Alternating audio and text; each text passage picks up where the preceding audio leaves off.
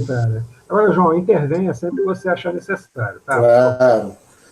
Olá a todos, sejam muito bem-vindos a essa nossa entrevista assíncrona. Eu tenho o prazer e a honra de ter aqui comigo e ter conosco o professor Dr. Rubem Porto Júnior, do Departamento de Petrologia e Geotectônica da Universidade Federal Rural do Rio de Janeiro. Ele é professor associado, indo em breve, se Deus quiser, a titular. Para além de toda a titulação acadêmica, eu tenho o prazer, eu tenho o privilégio de ser amigo do Rubem há uns 45, uns 45 anos, pelo menos. 50 anos ano que vem, João. Oi? 50 anos ano que vem. 50 anos ano que vem. Pois eu tentei diminuir um pouquinho a nossa idade, tentei É, roubar na idade, mas não teve jeito. cara. Então, vejam vocês, são meio século, e eu costumo dizer que 50 anos não são 50 dias nem 50 meses. É uma vida de contato, de afeto, de respeito.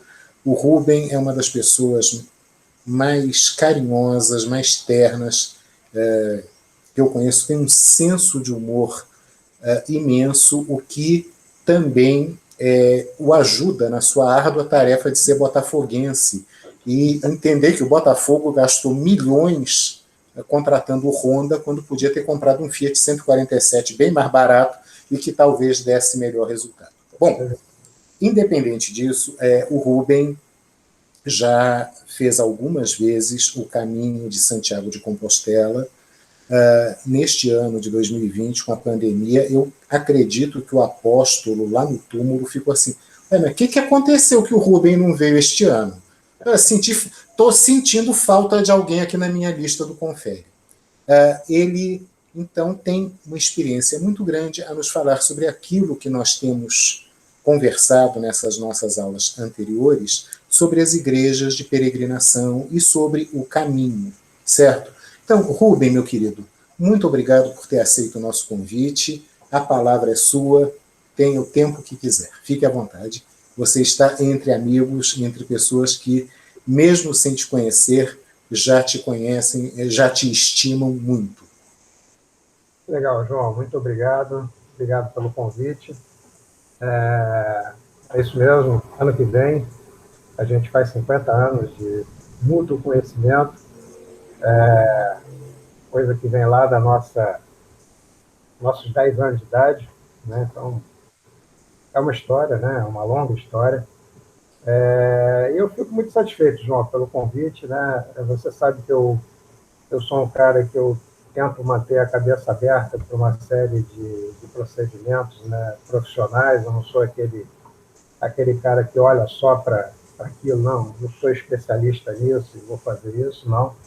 Na verdade, a minha vida acadêmica, quem for lá dar uma olhada, vai ver que eu transicionei por várias áreas ao longo de todo esse tempo. E acho, inclusive, que, na verdade, é isso que me faz ainda estar na vida acadêmica, né? A possibilidade de eu experimentar coisas diferentes a partir do momento em que eu perceba, né, alguma novidade acontecendo. Bom, a gente está aqui hoje para falar sobre Caminho de Santiago, né, a sua... Aliás, Rubem, só me permita uma interrupção. Claro. Eu queria avisar a todos que o Rubem é autor de um livro sobre o caminho de Santiago. Não foi publicado ainda, não é isso? Não, eu sou dos autores não publicados ainda. Certo.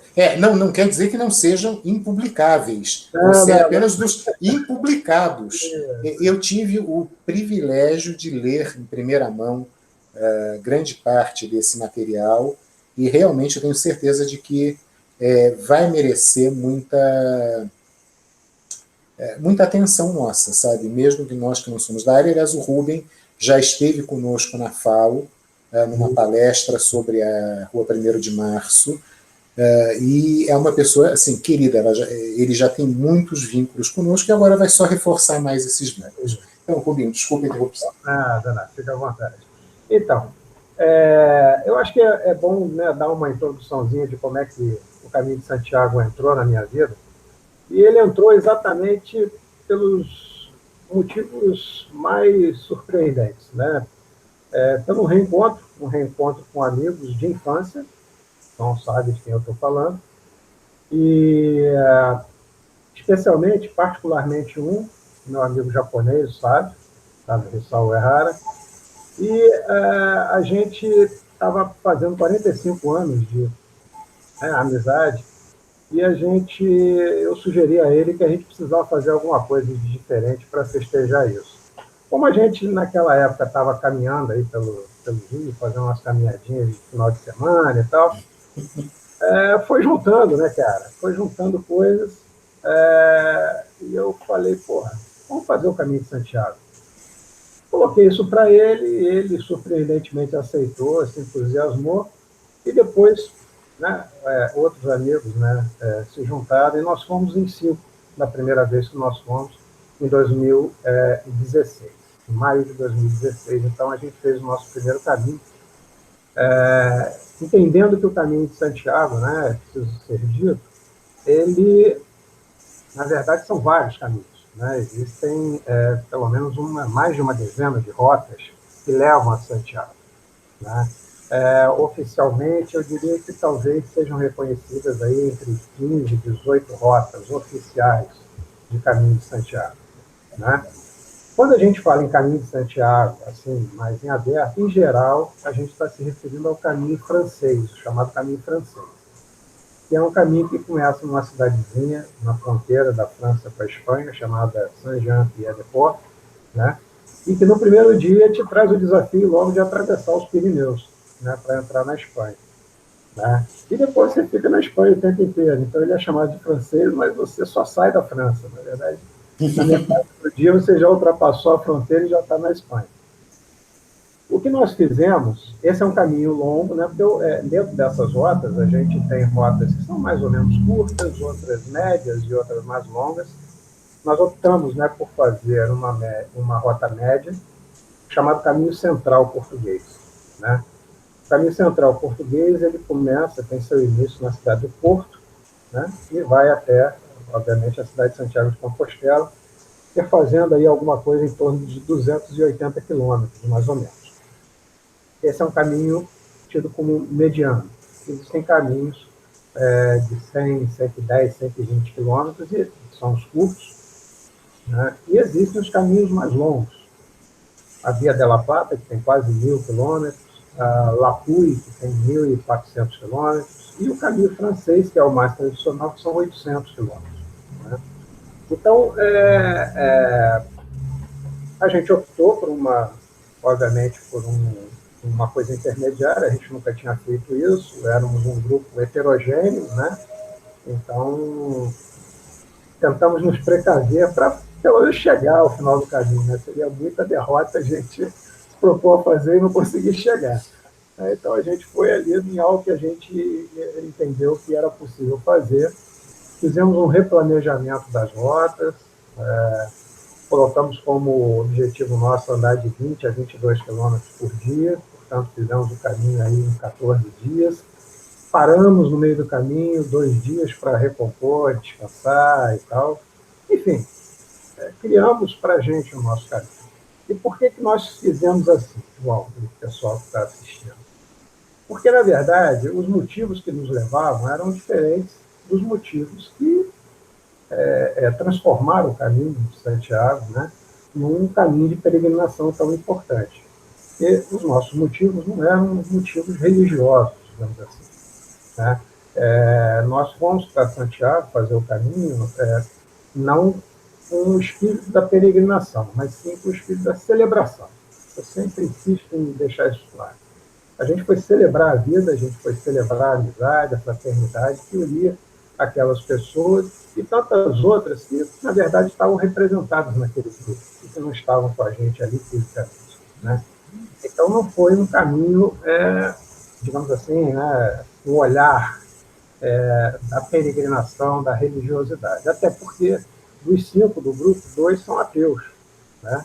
Que é o meu caso e o caso do Sábio. E coruja, né? São católicos, mas aqueles católicos meia bomba, assim, né? E a Carmen também é kardecista, né? Espiritualista e tal. Então, na verdade, a gente foi para lá para celebrar. Né? Agora, você não passa imune por uma experiência como essa. Né? Na verdade, todo dia vai acontecer alguma coisa, todo dia você vai ver alguma coisa, todo dia você vai se recordar de alguma coisa, todo dia você vai falar alguma coisa, e, na verdade, quando você chega ao final, eu costumo dizer que o caminho ele funciona meio como uma armadilha. Você fica efetivamente preso a ele porque você quer repetir aquela sensação, você quer repetir aquela conquista, você quer repetir aquelas situações, você quer vivenciar novas situações. Né? Então, isso é muito curioso, né? Porque quando a gente estava no processo de preparação, nós fomos até a Associação dos Amigos do Caminho de Santiago, aqui no Rio de Janeiro, que se reúne uma vez por mês lá no Sul de Espanha. Então, eu me lembro que na primeira reunião fui eu, o Sávio e mais a Carmen, todos os colegas, o João conhece todos eles, que éramos da mesma turma do colégio, né? Do colégio, né? E a gente não sabia o que encontrar, né? Mas achava que não ia encontrar nada. Inclusive, nós íamos chegar lá e ia ter lá meia dúzia de pessoas. Qual foi a nossa surpresa? Que o auditório tinha para mais de 150 pessoas, né? A associação faz um trabalho incrível, ajuda, explica, dá conselhos, e a gente passou a frequentar aquele ambiente, e uma coisa que nos chamava a atenção, que nos deixava, a mim e ao Sábio, principalmente, mais preocupados, é que dentro dessas reuniões havia sempre assim, algumas palestras de pessoas que tinham acabado de realizar o caminho e tal, alguma coisa do tipo, e tinha sempre aquela coisa, né, eu fui lá e voltei melhor, eu fui lá e descobri não sei o quê, eu fui lá e aumentou a minha religiosidade, enfim, esse tipo de sensação. E eu olhava para o Sábio e dizia assim, cara, o que vai acontecer com a gente, né? Pô, se o negócio é tão assim. Mas depois eu fui compreender melhor, né, João, fazendo, que, na verdade, sim, ele mexe com a gente exatamente porque ele permite que a gente acesse sensações e conhecimentos e algumas ideias, né, que ficam adormecidas, ou que estavam adormecidas, ou que a gente nunca trouxe para fora. Então, foi importante, e é por isso que a gente volta. Né? Eu voltei em 2018, voltaríamos agora em 2020, né? Mas a pandemia não deixou, e a gente tem planos para voltar outras vezes, sempre fazendo rotas diferentes. Né? O Rubem, eu estava aqui anotando algumas das muitas coisas importantes que você falou, e pelo que eu entendi, o caminho, na verdade, materializa, ele cristaliza aquele provérbio espanhol que diz que caminhante não há caminho, o caminho se faz ao caminhar. É exatamente isso, João. É isso mesmo? É exatamente isso. Na verdade, cara, o que mais realçou para mim, individualmente, não vou falar pelos outros, evidentemente, foi que, na verdade, primeiro, você é capaz de fazer qualquer coisa. Né? Se pensar num cara acima do peso como eu, estava na época mais do que agora. Exato. Né? Você chega e diz assim, não, estou me prontificando a caminhar durante 14 dias, 20 a 22 quilômetros todo dia para chegar em tal lugar. Isso parece já uma maluquice. Alguns olhavam para mim e diziam assim, porra, é melhor ir de carro?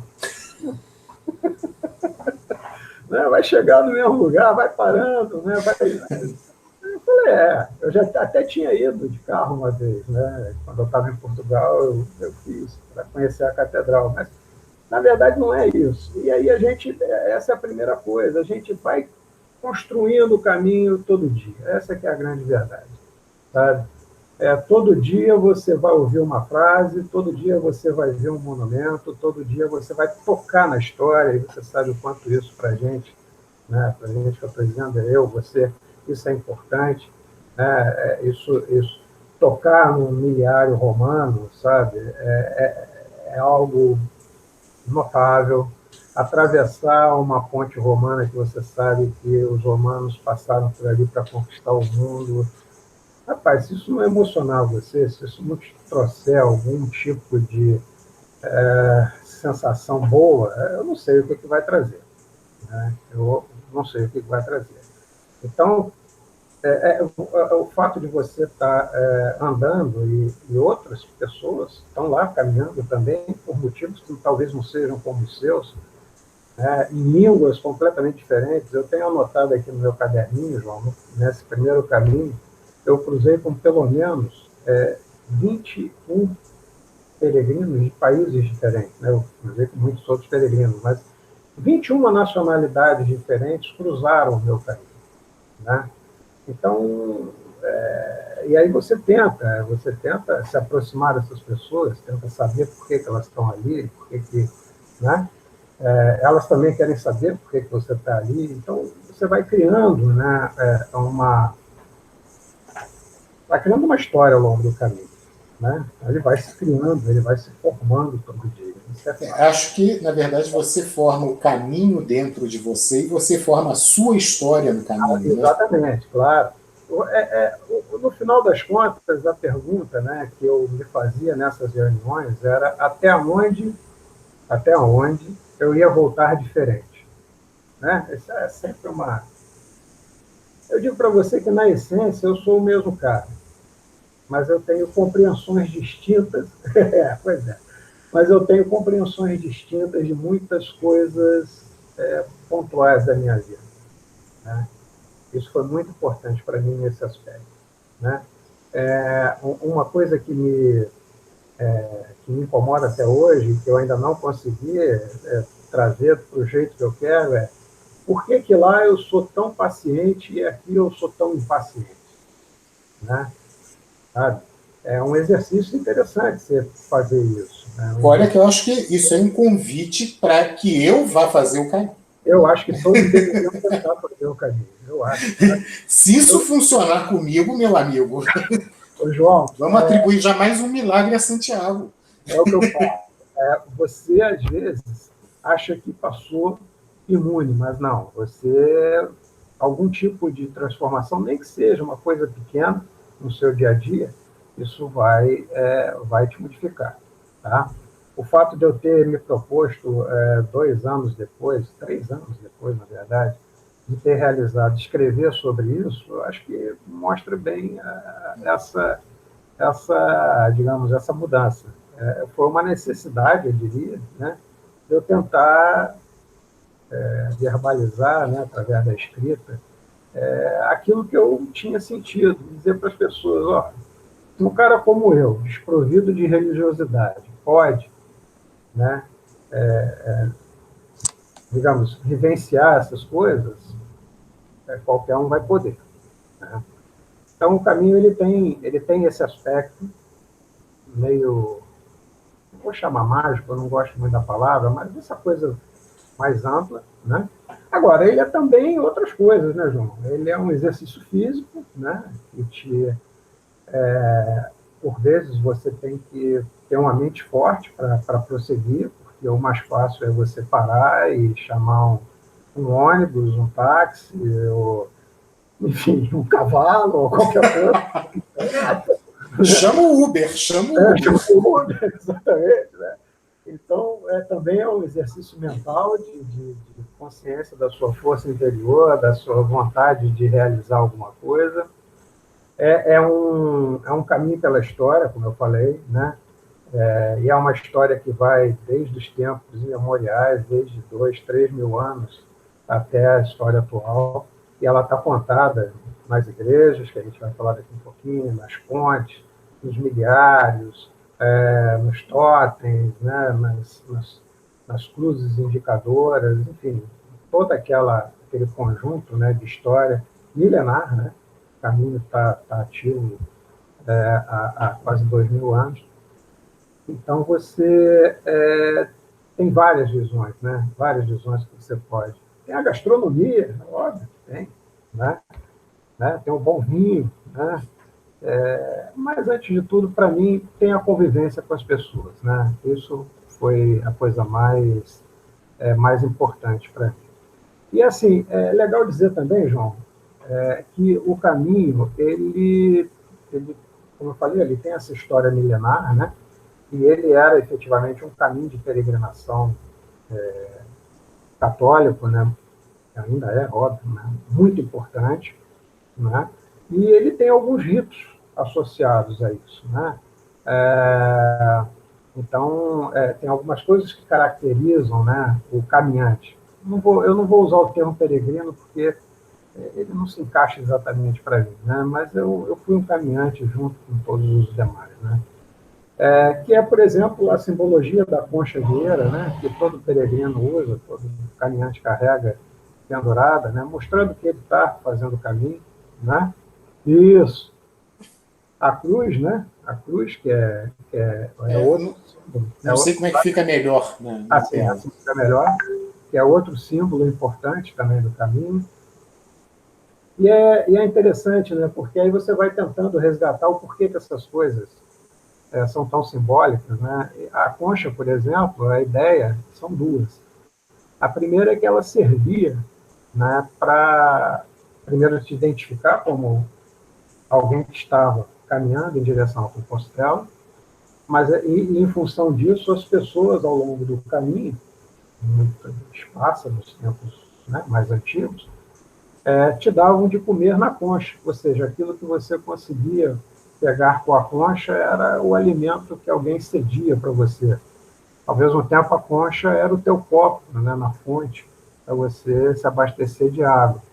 E a concha era também, como essa concha de eira, ela era basicamente encontrada em Finisterra, né, que fica a 80 quilômetros de Santiago, era também o registro de que efetivamente você chegou lá.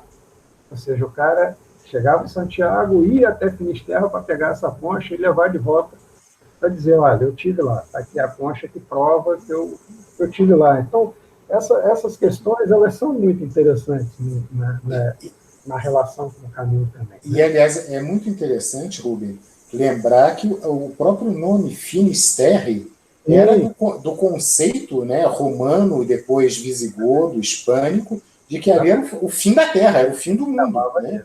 Exato. Né? Que, na verdade, o fim do mundo terminava nas colunas de Hércules, mas já dentro do mar, mas ali era o fim da Terra, o Finisterre. A Terra possível, né, de ser caminhada, a partir dali era o mar, era o desconhecido, acabou ali. É exatamente isso. Então, você vê que, na verdade, né, essa questão simbólica é muito bacana também. Né? Então, e assim, o caminho ele caiu em desuso, né, nos primeiros 70, 80 anos do século XX, por conta da Primeira Guerra Mundial, por conta da Guerra Civil Espanhola, Segunda Guerra Mundial. Na verdade, essa questão da peregrinação era muito difícil. A Espanha não era a Espanha que é hoje também. Enfim. Tivemos a pandemia da gripe espanhola também. Exatamente. Então, na verdade, o caminho ele quase que foi esquecido. Né? Quase que foi esquecido. E aí entra um brasileiro, cara, que traz o caminho de volta, que é o Paulo Coelho. Né? Paulo Coelho, com o livro dele, O Diário de um Mago, um livro que já vendeu mais de 15 milhões de exemplares, isso não é pouco, é muito. Um livro que já foi traduzido para, se não me engano, acho que 65 línguas diferentes. Né? Paulo Coelho é tido, não por mim, mas por quem lida com o caminho, como o cara que recuperou o caminho de Santiago. Por quê? Porque lá no meados da década de 80, ele resolveu fazer o caminho de Santiago, caminho francês. Diga-se de passagem, ele não concluiu o caminho, tá? Ele não chegou a Santiago. Ele ficou pelo caminho durante 3 meses, vagando, né? E, ao retornar disso, ele botou a experiência dele, que é tremendamente mística, né? Não vou aqui entrar, obviamente, nos detalhes do livro, mas é uma experiência mística que ele teve. E aquilo começou a repercutir nas pessoas. E as pessoas foram para o caminho. E é muito interessante você ver as estatísticas, né, lá da Central de Acolhida do Peregrino, que fica lá perto da Catedral, que mostra claramente, cara, que ali quando chega 85, 86, 87, ou seja, o livro foi publicado em 85, se não estou enganado, aqui no Brasil, é só ser publicado no mundo aí nos anos seguintes, a curva, cara, começa a subir a ponto de, vamos esquecer 2020, em 2019 foram oficialmente acolhidos, né, na central de acolhimento lá em Santiago de Compostela, mais de 350 mil caminhantes, né, ou seja, pessoas que concluíram o caminho e fizeram jus a receber a Compostela, que é um registro, né, um documento muito bacana, muito bonito, que eles entregam para quem comprova e conseguiu fazer, no mínimo, 100 quilômetros. Né? É a quantidade mínima de caminhada que você tem que fazer para ser merecedor da Compostela. Então, e esse número vem subindo ano a ano, né? E, claro, tira 2020, né? Porque, obviamente, é um ano atípico. Ano que vem seria um ano de explosão, seria um ano em que a previsão era para 500 mil peregrinos, porque é um ano santo, né? É um ano do jubileu, como eles chamam, né? Todo ano em que o dia de Santiago cai num domingo, né? É um ano de jubileu. Então, 2021 seria um ano de jubileu, e aí é uma loucura, enche muito.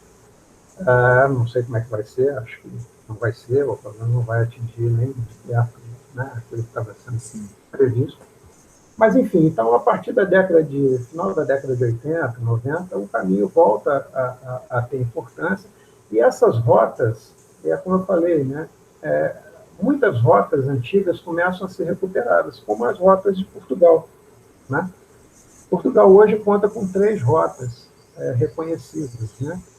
É a rota essa, do Caminho Central, que nós fizemos em 2016, o chamado Caminho da Costa, que é espetacular, que nós fizemos em 2018, que dá uns 400 quilômetros, mais ou menos, né?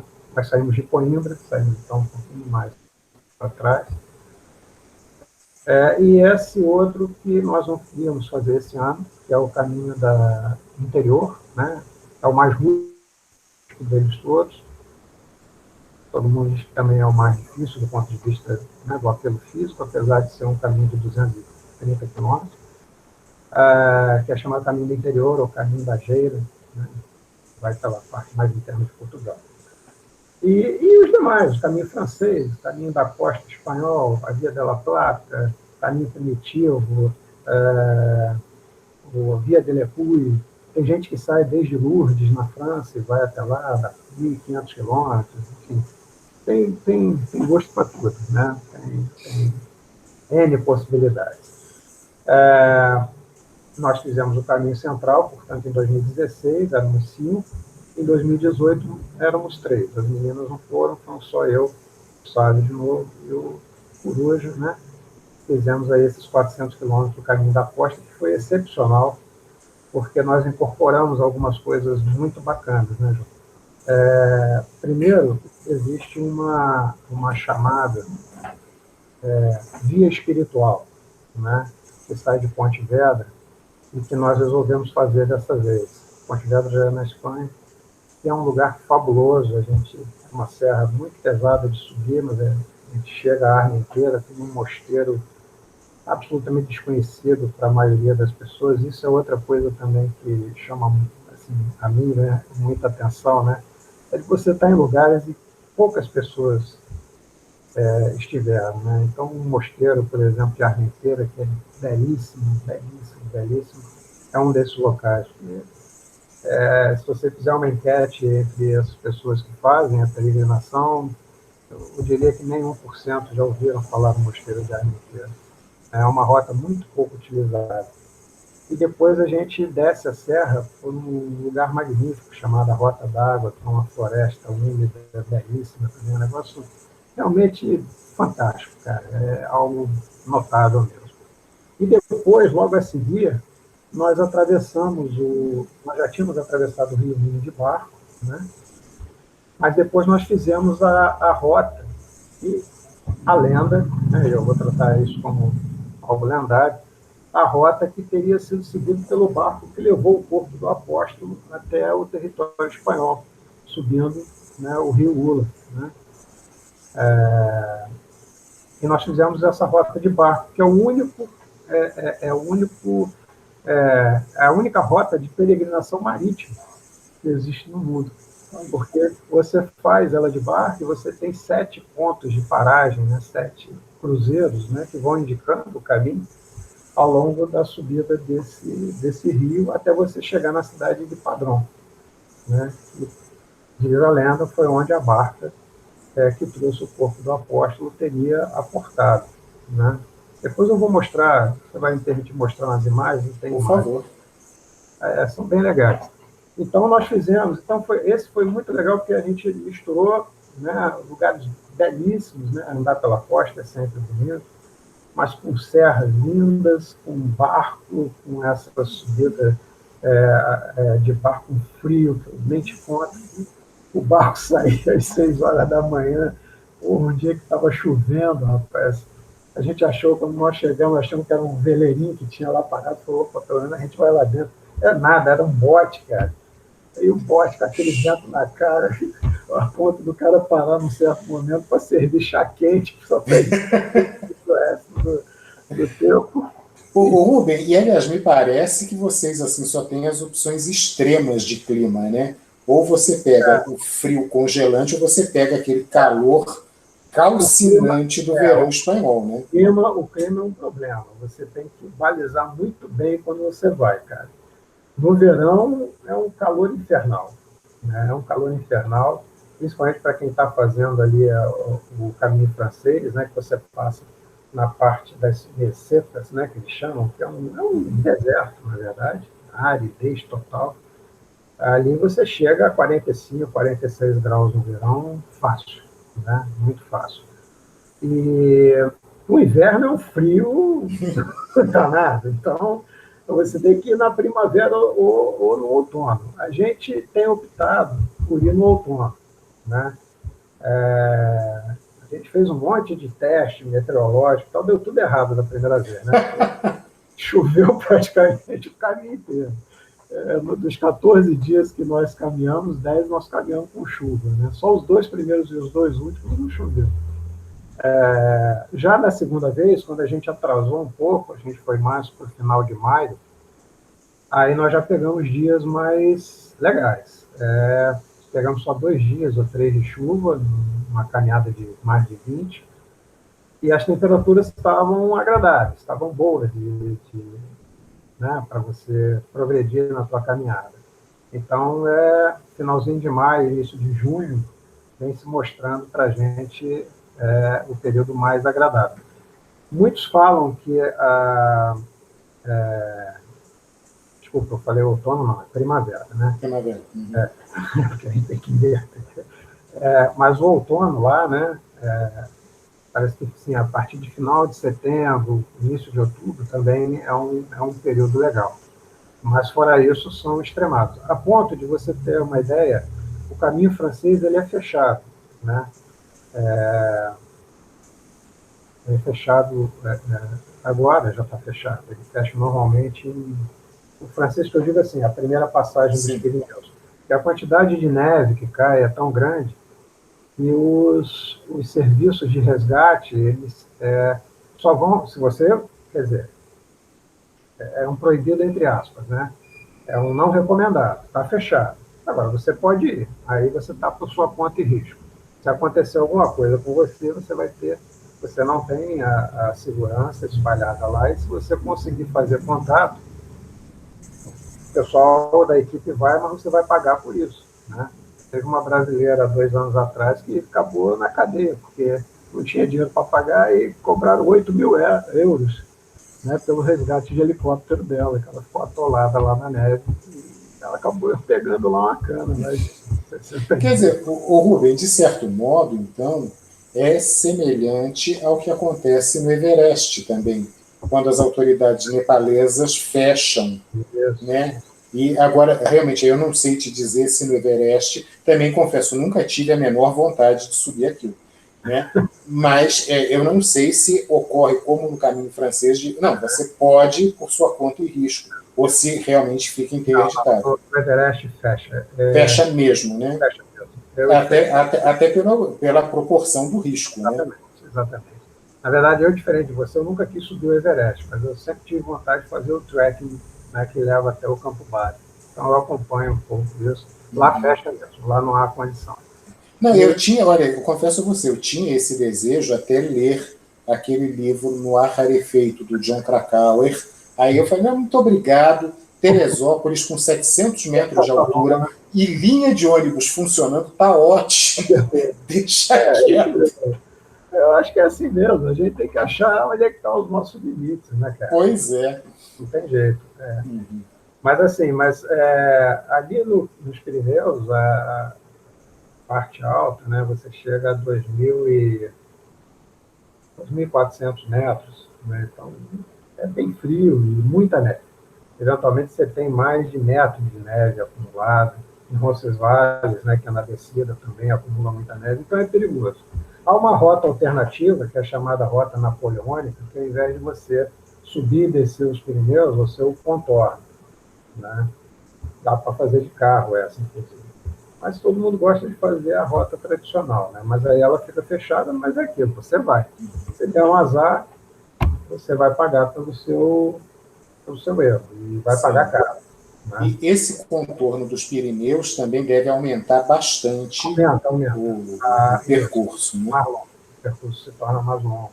E você deixa de passar em alguns lugares que são meio marcantes, digamos assim, né, no trajeto. Então, não é muito utilizado, essa que é a verdade. Né? Então, fica fechado. No caso do caminho português, a gente não tem esse problema. Né? A serra mais alta que a gente atravessa chega a 500 metros, não é nada... É uma pedra... subir ali, para você ter uma ideia, o treinamento para essa serra, a gente fez subindo o Morro da Urca. Mais ou menos aquele nível de dificuldade. Não chega a ser nada tão impactante. Né? Agora, existem, né, João, alguns locais que você meio que faz questão de passar, né? Porque são locais marcantes na história do caminho e são locais marcantes na história mesmo, né, da própria evolução humana, né, no avanço, né, do conhecimento, das técnicas. Né? Então você chega lá, e é legal porque você consegue contrastar isso, né, de uma forma muito efetiva, as construções, por exemplo. Né? Você vê que, por exemplo, a Espanha, né, você encontra muito mais construções, né, tanto das catedrais quanto das igrejas, propriamente dito, uma base românica, né, e muito menos, não que não tenha, tem, mas muito menos em Portugal. Né? Em Portugal você vê muito mais um neoclássico, né? Um pouquinho de gótico, mas muito neoclássico, e até o barroco, né, predominando em relação a essas bases românicas. Né? A indicar que o caminho português, então, é um caminho mais novo. Né? Exatamente. Exatamente aí que eu queria chegar. Mostra que, na verdade, o desenvolvimento, né, dessas rotas, elas não foram, digamos, simultâneas. Né? Não que não tivesse, né, portugueses caminhando já lá na Idade Média, mas talvez não em quantidade a ponto de você criar um sistema de acolhimento, né, para esses caminhantes. O número devia de ser bem pequeno comparativamente com o da Espanha. Diga-se de passagem, né, João, tem um dado interessante, que muito desse desenvolvimento na Idade Média, do caminho pelas terras espanholas, era também dos estrangeiros. Né? Os estrangeiros chegavam pela Espanha, os ingleses chegavam pela Espanha. Né? E, obviamente, que os vikings, né, só ficavam esperando lá para fazer o saque. Né, cara? Então, nesse rio que nós subimos, né, tem lá, né, uns acampamentos, né, restos, né, óbvio, né, de acampamentos vikings, né, e há também ruínas, né, das torres mandadas construir para expulsar os vikings e dar segurança, né, ao pessoal estrangeiro que subia pelo rio em direção a Compostela. Então, é isso que eu falo. Na verdade, você tem que ficar ligado, porque é muita coisa, muita informação, né, para você processar e para você juntar aquilo tudo. E principalmente, é preciso que você salte para o contexto histórico, contexto do tempo, né, que aquilo estava acontecendo, para você ter a sensação, né, mais correta do significado daquelas coisas, né? Significado no sentido do sacrifício Sim. que era, né, você fazer o caminho, né, e chegar a Compostela dentro dessas condições. Ou seja, era um processo de, enfim, pagamento, né, de promessas, você precisava daquela indulgência que você ia receber lá em Compostela, porque senão você não faria aquele caminho. Agora, me permite, João, tem um pouquinho da história da chegada do apóstolo lá, né? Por favor. Eu acho que é legal contextualizar isso também, porque uma pergunta que eu me fiz de cara é o que o Santiago estava fazendo na Espanha? Longe de casa. O cara sai lá, né? Vai lá das terras, lá da Palestina, então vai parar na Espanha, por quê? Mas Bom, você sabe que eu já ouvi uma vez alguém me perguntar, mas o que Santiago foi fazer na Espanha se ele ficava no Chile? então, tá vendo? Aí já fica mais difícil Mas, de explicar, né? mas aí, considerando a questão lendária, pode ser que até que ele tenha passado lá no Chile.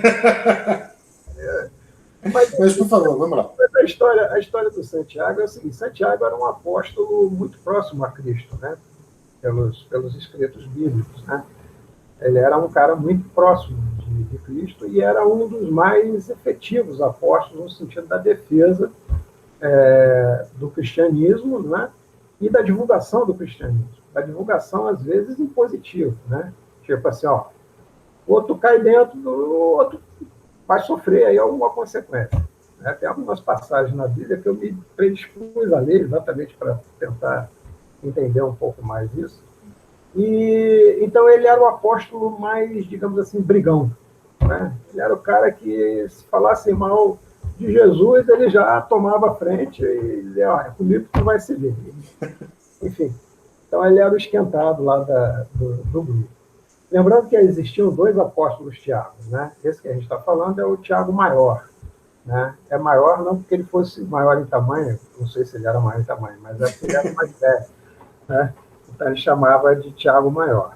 E aí o que aconteceu foi que o Tiago foi, depois da crucificação, os apóstolos se espalharam, né, para levar a palavra cristã, e sabe-se lá por quê, eu não consigo identificar o motivo, o Tiago foi mandado a terras de Espanha, né? Lembrando que, evidentemente, já havia, né, um caminho feito através dos romanos, né, que controlavam, né, toda aquela região naquele momento. E Tiago foi em direção às terras de Espanha, passando por Roma, inclusive. Em Roma ele conseguiu, né, que, se não me engano, inicialmente 2 discípulos, né, o acompanhassem e seguiu para terras de Espanha, onde predominavam os pagãos, né, eram os povos celtas, né, os visigodos ainda estavam por lá, espalhados, aquela coisa toda. Então o paganismo era predominante nesse caso. E ele chegou lá para levar a palavra cristã e, obviamente, não foi muito bem recebido, não é? Mas ele caminhou em direção ali àquela região da Galícia, né, Galícia espanhola, e lá ele começou a fazer a pregação dele até que uma princesa, uma rainha, né, celta, reconheceu nele, né, uma importância, digamos assim, religiosa, e ela teria abdicado dos ritos, né, do paganismo que ela exercia e se convertido ao cristianismo. Só que diz a lenda que ele estava lá, então, fazendo a pregação e teria recebido em sonho uma chamada para retornar à Terra Santa, porque Maria estava morrendo e Maria queria que ele estivesse ao lado dela no leito de morte. Ele retorna, então, né, para a Palestina. Maria morre, mas logo que ele chega lá, Herodes o prende, porque ele chegou já, né, parece que agitando as massas, né, querendo botar os romanos para fora e tal. Então, acabou que Herodes chegou nele e falou: não, vem cá, vamos fechar essa boca. Ele não fechou a boca, pum. Pegaram ele, prenderam ele, martirizaram ele, né, e mataram ele. Né, cortaram a cabeça de Tiago. Bom, diz a lenda que na noite em que isso aconteceu, que o martírio e a cabeça dele foi cortada, os discípulos dele que também estavam presos, né, conseguiram escapar, conseguiram recuperar o corpo, e não me pergunte como, o corpo dentro de um como é que eu vou chamar? De uma arca de pedra. Eles conseguiram levar isso até o litoral, colocar num barco, e aí os anjos assopraram os ventos que levaram esse barco em direção à Galícia, né? Tendo então subido por esse rio que nós percorremos, até chegar à cidade de Padrão, né? Onde então o barco teria sido amarrado, a arca retirada, e os discípulos levaram, procuraram então essa rainha para que ela indicasse um local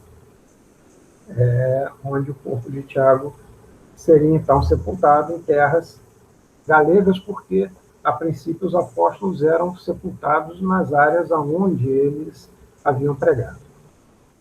Enfim, daí então o corpo de Santiago teria sido enterrado no campo estelar, né, que é o Estelaia, né, Estelaia, campo das estrelas e tal, que deu origem então à Compostela, para o corpo dela, e o Santiago acabou lá, né? Imediatamente quando essa notícia circulou, não me pergunte como, mas desde ter algum tipo de circulação de informação, começou o processo de peregrinação, foi criado lá uma pequena ermida, daí uma igreja, da igreja vem uma catedral, e aí se coloca, então, o rito de peregrinação como um dos mais importantes da religião católica, né, do cristianismo, na verdade, né, sendo um dos caminhos mais percorridos por peregrinos, né? Não, e é muito interessante, Rubem, me perdoe a interrupção, né? Duas coisas aqui também que eu estava anotando, né? Essa proximidade de Tiago com Jesus era tão grande que ele é referido em mais de uma passagem como o irmão do Senhor ou o irmão de Jesus, né? Daí talvez essa necessidade de Maria, quando estava na Turquia, né, se não tinha Esmirna, chamá-lo, né, de volta à Terra Santa. E outra coisa também que é importante, né, as primeiras romarias cristãs, as primeiras peregrinações cristãs são aos túmulos dos mártires, sobretudo dos apóstolos, né? O caso de São Pedro e São Paulo, né, de onde vem a igreja de São Paulo, Extramuros, em Roma, a Colina Vaticana, né, Patmos, onde tem o único apóstolo que não foi martirizado, que foi João. Escapei por pouco, né?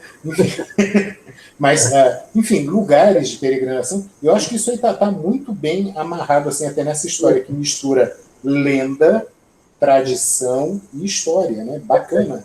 E essa sua narrativa é perfeita, porque junto costura essas três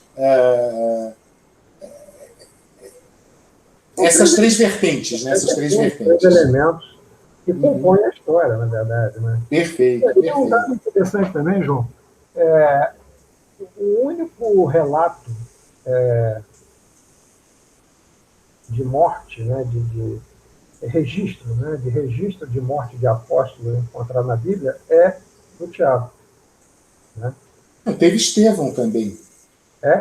Estevão, acho que em Atos 2, desculpe, meus estudantes aqui são melhores de Bíblia do que nós dois juntos, há o martírio de Estevão por lapidação. Ele é apedrejado em Roma. Eu achei que não. Em Roma não, desculpe, em Jerusalém, perdão. O Tiago. Mas é bem isso que você fala, né? Eu acho que quando a gente se propõe a conhecer um pouco mais, todas essas coisas vão se misturando, né, cara? Claro. E isso, do ponto de vista histórico, para mim é algo fantástico, cara.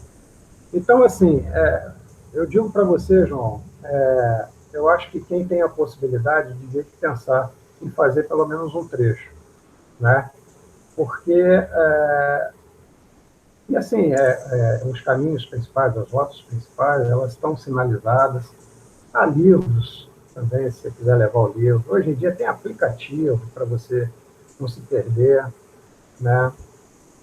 É surpreendentemente barato fazer o caminho, né? Eu vou explicar por que rapidinho. Primeiro porque quando você vai para o caminho, se você quer fazer, né, de um jeito oficial, você precisa de uma credencial. É como se fosse um passaporte, né? E você, aquele passaporte é importante porque você marca de onde você sai, né, até onde você está indo, que é, evidentemente, a catedral. E você precisa carimbar essa credencial ao menos 2 vezes ao dia para mostrar que você passou por aqueles lugares, né? Então, para registrar aqueles 100 quilômetros, você precisa andar 100 quilômetros para fazer jus à tua Compostela. Então, você tem que ter a credencial. E essa credencial ela também tem a facilidade de te permitir dormir nos albergues, né? E aí tem os albergues públicos, né? Os albergues religiosos e os albergues privados. Em geral, os religiosos eles são por donativo, ou seja, você usa e quando você vai embora, você deixa aquilo que você pode deixar, né? Faz uma doação para a ordem. Os albergues públicos te cobram uma taxa, alguns são também por donativo, mas a maior parte te cobra uma taxa aí de entre 4, 5, 6 euros pela dormida. E os albergues privados, né, tem muitos também te cobram na faixa aí de 8 a 10 euros, né, para você usar as dependências, dormir, cozinhar e fazer o que precisa. Tá? E você precisa da credencial para você mostrar que efetivamente você está fazendo. E outra coisa também, a alimentação, existe uma coisa espalhada, né, por essas rotas todas, que é o chamado menu peregrino, né, que é oferecido em muitos locais. Né. Esse menu peregrino, ele é uma entradinha, normalmente uma salada, né, um prato de carne, às vezes com massa, às vezes com arroz, enfim, alguma coisa do tipo, uma sobremesa, né, e ou um refrigerante, ou uma cerveja, ou um vinho. Normalmente você escolhe isso. Sim, tem sempre o pãozinho, né, claro. E, normalmente, esse menu peregrino é colocado à disposição por um valor entre 7, 8, 9 euros no máximo. Né? Então, você consegue, e é muito bem servido, diga-se de passagem. Né? Você sabe que eu gosto de comer. Então, tinha dias que você olhava e dizia assim, porra, dava para levar e fazer uma quentinha e aproveitar para realmente. Então, você, na verdade, com cerca de, vamos lá, 15 euros por dia, você dorme e se alimenta. Não tem turismo mais barato do que esse, do ponto de vista. Não, mesmo com o euro caro como está hoje, ainda assim sai muito barato. Sai muito barato. Barato. É claro que você pode buscar alternativas. A gente, por exemplo, a gente não ficou nos albergues. A gente ficava em residenciais, pequenos hotéis e tal, porque o povo, né, não queria um pouco mais de conforto quando chegava. Mas ainda assim, ficávamos em quartos duplos e pagávamos 20 euros pelo quarto duplo, ou seja, equivalia ao preço do albergue. Então, e, por exemplo, Rubem, você falou em pequenos hotéis, existem hostels ou sim, residenciais no caminho, você tem essas opções também, né? também. Você pode escolher tudo, João. É muito fácil montar o seu caminho. Entendeu? É muito fácil. É o caminho dentro do caminho, aquilo que a gente falava, né? A gente, por Lá no exemplo, início. aquilo que eu falei, nós optamos por andar 20 a 22 quilômetros. Então, a gente tinha que ter uma parada 20, 22 quilômetros. Algumas das rotas tradicionais indicavam que naquele dia você tinha que andar 30. Nós não vamos andar 30, vamos andar 20. Aí a gente procurava um lugar e já saímos daqui com tudo marcadinho, bonitinho, chegávamos lá e tal, né, sem problema algum. Então, você pode se autoplanejar, é muito fácil fazer isso, é gostoso fazer isso. A gente ficou com a nítida consciência de que o caminho começou muito antes, começou quando a gente resolveu fazê-lo. Toda essa parte de preparação foi muito prazerosa. É importante ir bem equipado, né? Nós estamos no século XXI, então uma boa bota de caminhada, roupa de tecido leve, de secagem rápida, né? Uma mochila confortável, né? Uma mochila que não precisa ser gigante, uma mochila de 35, 40 litros é mais do que o suficiente, bem ajustada ao corpo, né? Para não te dar dor nas costas, ela passa a ser um elemento que você incorpora no teu dia a dia, sem grande problema. Quer dizer, Robin, mas você também já parte aí de uma pole position muito vantajosa, que é a sua experiência como geólogo nos trabalhos de campo, né? Pois é, não, isso foi um diferencial, até na orientação, né, do que comprar, né, de como comprar, o que comprar, né? Geólogos e biólogos nessa altura já saímos com alguma vantagem, né? Porque para nós qualquer chão é cama, né? Qualquer árvore é sombra. Eu vivi de mochila nas costas, né, cara, carregando pedra. Então, carregar fotográfico e tal, é molezinha, isso é bobagem. Né, e atenção que, olha, todos estão assistindo um momento histórico em que um geólogo diz que carregou pedras e não carregou rochas. Eu estou usando a linguagem... Maravilha. Conquistar a plateia. Não, você sabe que, ao falar de você numa aula anterior para os alunos de História 3, eu brinquei qualquer coisa. Não, se eu falar isso aí, o meu querido amigo Rubem vai me tacar pedras. Pedras não, ele vai me tacar rochas. A gente brinca, é politicamente incorreto, mas a gente brinca dizendo que pedra a gente taca em cachorro. Rocha.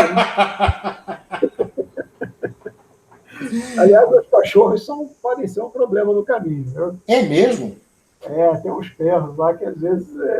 A gente nunca teve problema, não, mas tem relatos de cachorro vadio que fica assim, naqueles lugares meio pequenininhos, né? E dão uma latida, assusta o pessoal. Eu acho que o pessoal se assusta mais do que o cachorro. Gente, eu já tinha pensado em pegar a tropinha aqui de casa e fazer uma peregrinação cãozinha, não, mas agora. Ô, João, mas pode levar o seu cachorro, muita gente leva, cara. Eu vi gente peregrinando, eu vi mãe peregrinando com filha de 2 anos de idade. Meu cara, Deus. As coisas muito loucas que você encontra. Muito, muito doido. E eu acho que isso está muito associado, na verdade, eu queria até te avisar, esse nosso vídeo vai entrar não apenas na aula de História 3, mas também na aula no Classroom de Arquitetura Sacra e Religiosa, porque este ano nós estamos trabalhando também com a ideia das peregrinações e dos santuários de peregrinação.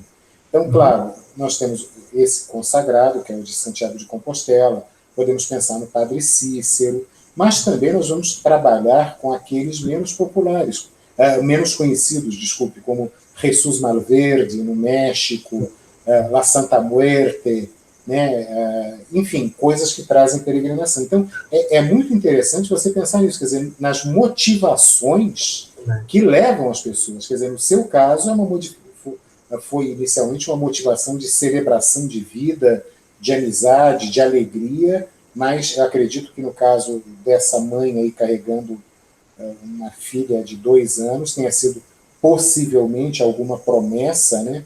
Muito do que a gente vê também no Círio de Nazaré, onde você vê as mais diferentes motivações para os promesseiros, quer seja na corda, na procissão fluvial, na procissão de moto, enfim. Eu acho isso muito bacana e é uma coisa que você está deixando aí para que nós todos reflitamos, né?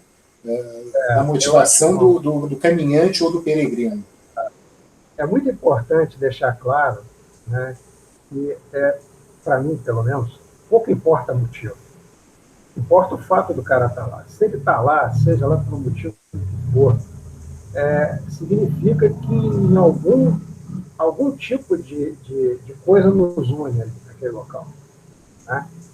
Entende? Então, nós vimos coisas assim do Arco da Velha, como essa moça, era uma jovem francesa, né, empurrando o carrinho da filha. Eu ficava pensando, como é que ela vai atravessar aquela serra? Não sei, cara, não sei. Sabe? Eu vi um cara que, porra, andava sem nada e fumava o tempo inteiro. Aí a gente descobriu que ele estava com outro cara que estava guiando ele. E o cara o negócio dele, e ele ia lá para a jola, lá na frente, sabe? Era o Sherpa dele, né? Era o Sherpa. Uma coisa desse sentido, sabe? Aquilo assim, eu digo assim, caramba, rapaz. Mas aí é aquilo, é o caminho de cada um, cara. Cada um que faça o seu, e eu vou respeitar todos, porque é aquilo, né, João? A gente para exigir respeito às nossas ideias, às nossas vontades, às nossas crenças, a gente precisa também respeitar os demais. Então, se o cara quer fazer o caminho fumando, deixa o cara fazer o caminho fumando. Se o cara quer fazer só porque é um turismo mais barato, poxa, pouco importa que ele seja feliz, que ele faça e que ele aproveite bastante aquilo. Se o cara quer fazer como um pagamento de promessa, que pague a promessa. Se ele quer a indulgência quando chegar na catedral, que a receba. Eu cruzei com uma senhora, rapaz, num trecho difícil do caminho, inclusive, né? Eu vi que ela estava andando muito lentamente, e quando olhei, ela estava com os joelhos, rapaz, que parecia uma bola de futebol. Eu falei, mas senhora. E assim, né, eu imediatamente, né, eu olhei e falei, caramba, o lugar mais perto para ela descansar tem ainda 6, 7 quilômetros. Né? Aí ela falou, não se preocupe, meu filho, eu vou chegar. Deve ter chegado, porque eu continuei, né? E, e, e, e a gente não teve notícia de ninguém que tenha acontecido alguma coisa mais grave, né? A gente estava no nosso segundo dia, um calor infernal naquele dia. Nós estávamos na cidade de Rates, ainda em Portugal. Nós chegamos, demos uma parada para fazer uma hidratação.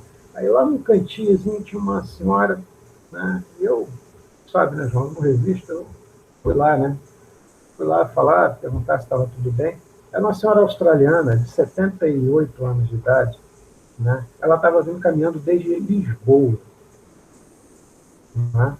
A rota está assinalada já desde Lisboa. Ela estava caminhando desde Lisboa e a ideia dela era chegar em Barcelos naquele dia, que era o nosso destino também.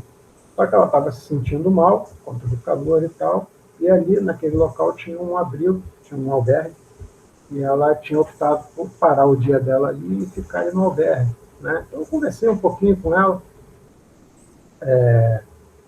e falei, nossa, você está falando sozinha? Ela falou, estou falando sozinha. Eu falei, mas você começou de onde? Eu comecei de Lisboa. Pô, João, de Lisboa até ali onde ela estava já eram mais de 300 quilômetros, cara. Sabe? Então você diz assim, e ela vai chegar a Santiago, não tem quanto tempo ela vai levar, mas ela vai chegar lá no passo dela e tal, do jeito dela. Eu não duvido que ela tenha ido nadando da Austrália até chegar no Tejo, né? Na foz do Tejo. Tejo. Não é possível. Vai ver, vai que algum anjo assoprou ela. Né? Não sei, bicho, sabe? Essa coisa a gente não pode idealizar.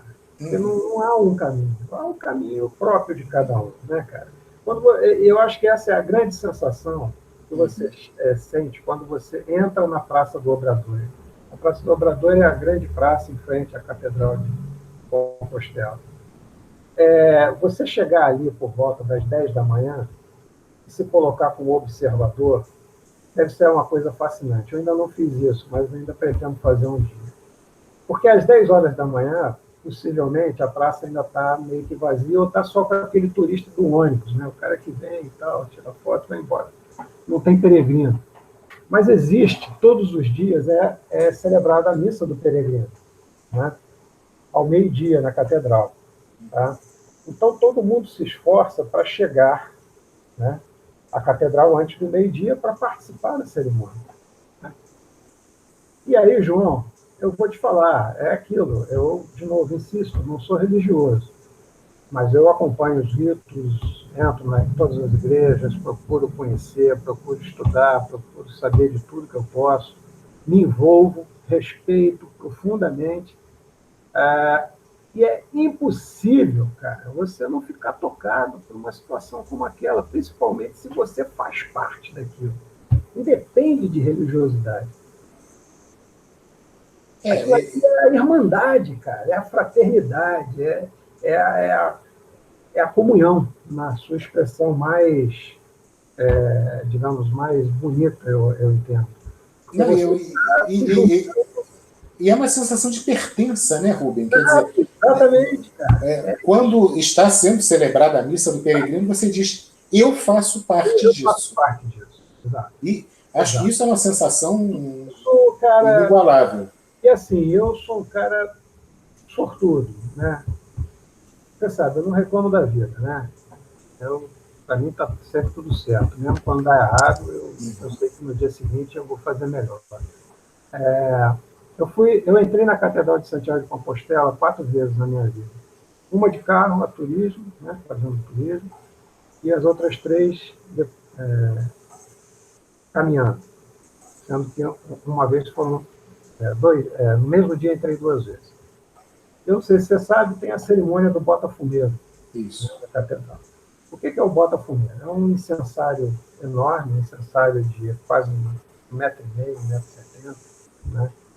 E sobe numa altura gigantesca, tem uma técnica toda especial lá que os monges utilizam para fazer ele circular pela catedral, e ele vai soltando, né, os fumos. Disse que isso, na verdade, é uma tradição que remonta à Idade Média por conta do cheiro que a catedral tinha, né, exatamente porque os peregrinos chegavam todos muito sujos, muito maltratados e tal, e a catedral cheirava mal, então tinha esse incensário exatamente para, né, trazer um cheirinho um pouco melhor. Hoje é uma cerimônia, cara, que se você não se arrepia com aquilo, nada na vida vai te arrepiar. Porque, independente das suas crenças, independente de qualquer coisa. E eu sou um privilegiado, porque eu vi o Botafumeiro não é em toda a missa. Tá? É uma coisa meio aleatória, ou então quando tem um grupo que paga, acho que 250, 300 euros para que tenha. Então, às vezes, alguns grupos de turistas, por exemplo, o cara já fechou o pacote, aí vai ter, mas é na sorte. Eu dei sorte que, quando eu fui como turista, teve a cerimônia, aliás, foi a cerimônia mais, o rito, digamos assim, cerimonial mais lindo, talvez, que eu tenha visto na minha vida, porque havia um coral de africanos da Costa do Marfim, que eram uma coisa assim, primeiro as vozes eram belíssimas, né? Segundo que eram pessoas meio que fora do padrão que a gente tem, né? Porque eram negros muito altos, todos eles vestidos de branco, um contraste, né, da pele com a vestimenta, era um negócio fantástico. E a voz deles era um coro de 30 pessoas, mais ou menos, ao longo de toda a missa. Foi algo assim, cara, arrebatador, é a palavra que eu posso usar. E depois, quando nós chegamos em 2016, nós chegamos, teve todo esse congraçamento na praça e tal, fomos para a missa e teve o Botafumeiro. Nós voltamos nesse mesmo dia, porque há uma outra missa do peregrino que poucos conhecem, às 7 horas da noite, que é para o pessoal que chega no fim da tarde, que havia uma tradição de que o nome dos peregrinos todos eles eram lidos, né, durante a missa. Obviamente isso não é mais possível, isso pode ser feito, mas eles listam todos os países representados, né, e há essa missa das 7 horas, que é muito mais vazia, né, muito mais tranquila. E nós fomos lá e, curiosamente, teve Botafumeiro de novo. E depois, em 2018, quando nós fomos, teve de novo a cerimônia. Então, todas as vezes que eu entrei lá, teve a cerimônia do Botafumeiro, e eu te confesso que é algo realmente impressionante, é algo arrebatador. E essa congregação, essa comunhão, esse pertencimento, né, como você disse, ali antes da entrada, você fica a tua chegada, ela te traz um êxtase, sabe? E aí todo mundo é igual, cara. Então você abraça, você beija quem estiver pela sua frente. Pouco importa se ele fala a sua língua, pouco importa o que ele pensa da vida, pouco importa a cor da pele dele, pouco importa de onde ele veio, pouco importa. Tá? O cara é um igual a você naquilo que ele fez, naquilo que ele realizou, naquilo que ele está sentindo naquele momento, e que ele vai dividir contigo quando ele entrar naquele tempo. Ele vai continuar dividindo isso com você. Então, não pode haver uma sensação melhor do que essa, do meu ponto de vista. Né? A sensação da igualdade, né, da nossa humanidade. Né? Somos todos iguais, venhamos de onde venhamos, sejamos quem sejamos. Nós somos iguais nas nossas diferenças. Perfeito. É a coisa mais... para mim, essa é a maior e melhor mensagem que o caminho traz para a gente, sabe? Então, muitas pessoas ainda me perguntam, pô, mas tu vai para lá de novo? Eu falei, cara, eu vou, porque é bom. É bom, eu me sinto bem fazendo. Além do exercício físico, além de estar com meus amigos, né, próximos, além de estar dividindo aqueles momentos, eles foram sempre diferentes. E vão continuar sendo diferentes enquanto eu puder continuar fazendo, entendeu? E eu sei que eu tenho convicção hoje de que eu compreendo melhor certos aspectos aí da minha vida e acho que tento pelo menos ser uma pessoa melhor em função desses ensinamentos que eu acabei recebendo lá. Então, é uma tremenda experiência, e pode ser uma experiência riquíssima do ponto de vista da história humana, da história religiosa, da história arquitetônica. Né? A vida está passando, a história do mundo está passando enquanto você caminha. E se você tiver um olhar atento, isso pode ser, rapaz, tremendamente bom. Tremendamente bom. Sabe? Pode ser tremendamente bom. Aí, agora, se você me permitir, eu posso mostrar, se você me permitir compartilhar aqui. Por favor. Me caça, sucaça. Então, vamos lá. Deixa eu ver aqui se eu consigo compartilhar. Eu não uso muito o Meet, mas acho que... Esquece.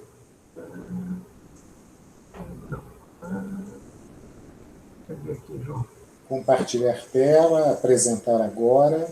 Pois é, eu não estou achando onde é que é o compartilhar tela. Está lá embaixo. Embaixo à sua direita. Ah, sim, está aqui. Apresentar agora, é isso? Isso.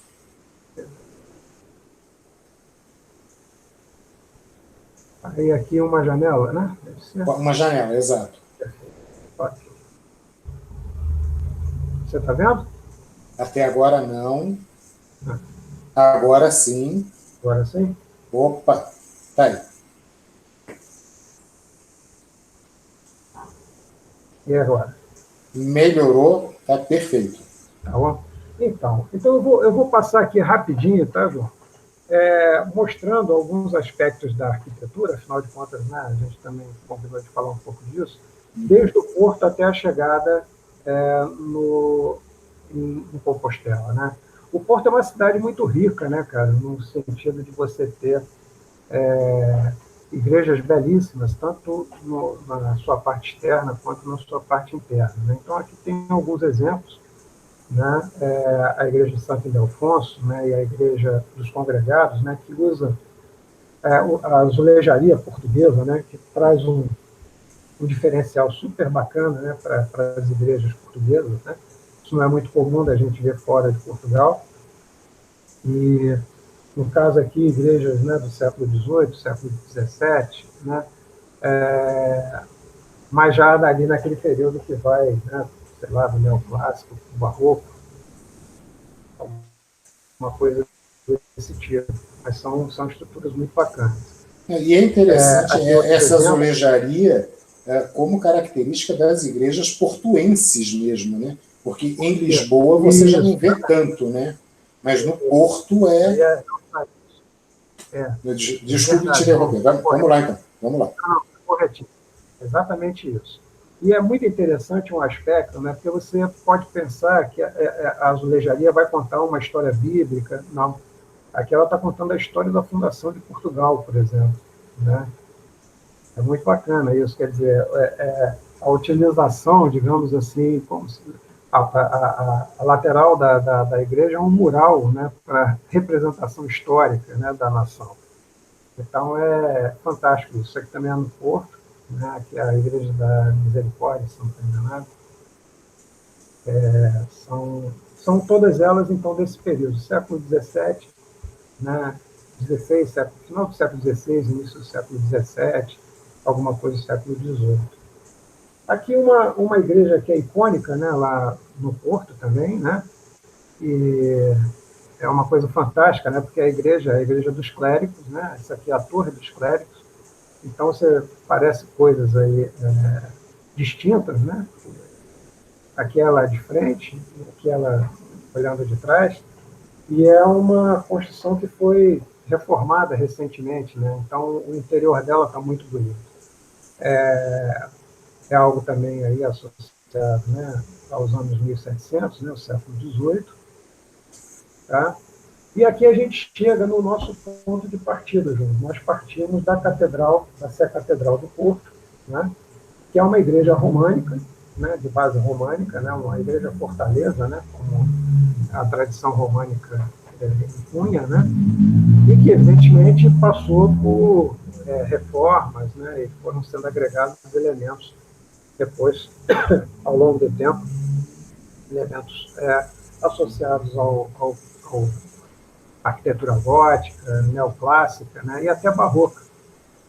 O barroco, a expressão maior do barroco, nesse caso, é esse elemento aqui, que é esqueci o nome aqui, mas é um marco, né, que fica em frente à igreja.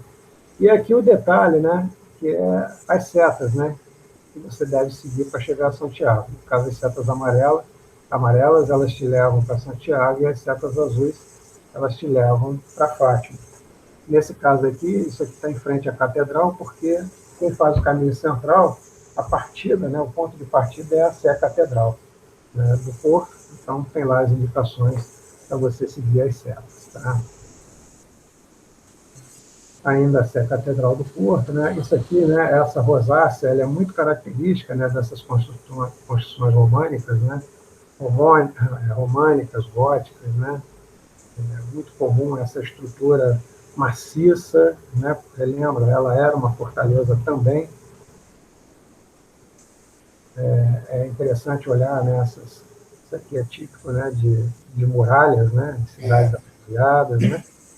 E aí a gente... As ameias, né, ou seteiras, né? Seteiras, exatamente, João. Aqui, né, por exemplo. Então, era uma catedral fortaleza, né? E esse é um conceito da arte românica dessa região como um todo. Tá? Aí você vem para o contraste, né? Que esse aqui é o Mosteiro do Vairão, uma construção belíssima, tá? O Mosteiro de São Salvador, chamado de Vairão, porque a localidade é do Vairão, que também é um albergue, né? Você pode se alojar aqui, ele tem 80 vagas para peregrinos, e apesar, né, dele, ele tá, né, como você vê, está novinho, está reformado, ele foi muito modificado ao longo do tempo. Essa aqui é a parte antiga, mais bem preservada. Não sei se está vendo a seta, eu estou apontando aqui, pode ser que eu... Sim, não, tá bem nítido. Então tá, aqui à esquerda é a parte mais antiga dele, e as primeiras referências a alguma construção religiosa aqui datam de 974, né? Portanto, a gente está falando de século X aqui, né? É uma história milenar nesse caso. Tá? Mas aqui ele já incorporou, evidentemente, elementos mais recentes, né? Ao longo dessa história, desse local. A gente vai aí para as pequenas igrejas, né? A igreja de São Miguel de Arcos, né? Toda ela azulejada. Essa igreja aqui tem uma história interessante, porque ela é do século XVIII e boa parte dela foi construída com dinheiro vindo do Brasil, né? Muita gente dessa região migrou para o Brasil, né? E enriqueceram e, ao retornar, deram início à construção dessa igreja. Né?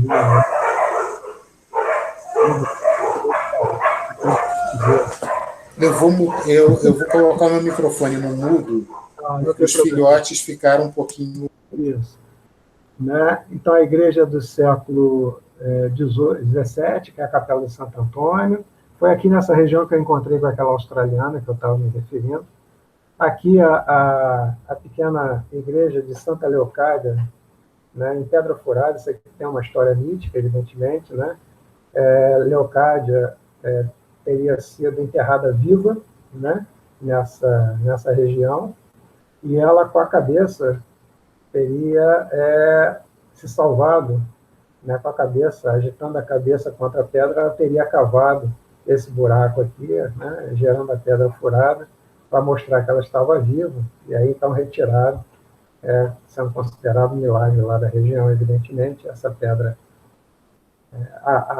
A igreja foi erguida em homenagem ao acontecimento, e a pedra, que está aqui no cantinho, na entrada da igreja, foi guardada como relíquia da Santa Leocádia. Isso aí, as primeiras referências a ela são do século XVI. Indo em direção a Barcelos, né, a gente passa por São Lourenço de Alveloz e a Igreja Matriz de Barcelinhos, todas elas... É bom sempre deixar claro que, apesar dessas igrejas terem aí neoclássicas, né, um pouco de barroco, as bases, né, de construção delas são bem mais antigas, tá? São bases góticas, tá? Mas muitas dessas construções elas acabaram sendo derrubadas, digamos assim, né, para a construção de novas e mais modernas, vamos chamar assim, construções já, então, a partir do século XVI.